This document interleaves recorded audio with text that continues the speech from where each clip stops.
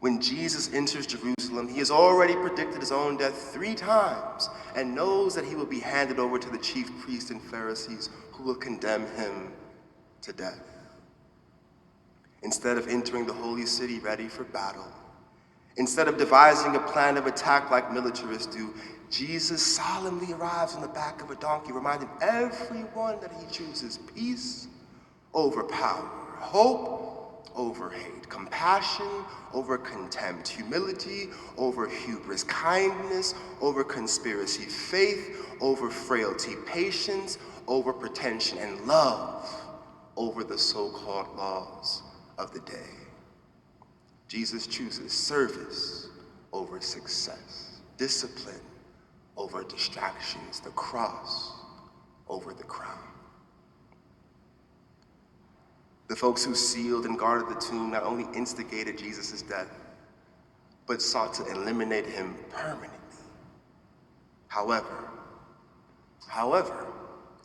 through the resurrection, the Spirit of God has demonstrated to us that when we act in love, it might appear as though at times we are losing, that we might have lost a struggle here or there, but in the expanse of time eternal, we shall remain undefeated. I don't know about you, but I've seen the folks who sealed and guarded Jesus' tomb. Oh yes, I've encountered them in my coming and going, and I'm sure that you have too. The folks who sealed and guarded the tomb, huh? They're the ones who look at us skeptically as if God didn't lead us into the rooms we are in. They are the ones who doubt our truth as if our experience needs to be questioned before they can accept it. They are the ones who one way or another beat us down verbally, emotionally, spiritually, or physically, and blame us for their actions. They are the ones who cringe at our sight, shirk at our voice, thwart our good works in an attempt to keep us from actualizing our potential.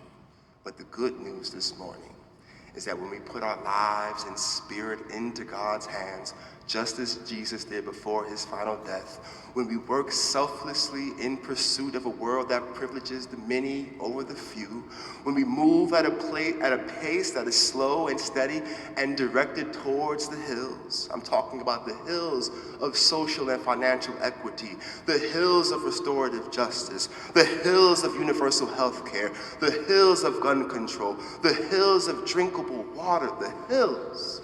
Whatever hills we are climbing, we know through the resurrection that we can go at it step by step by step.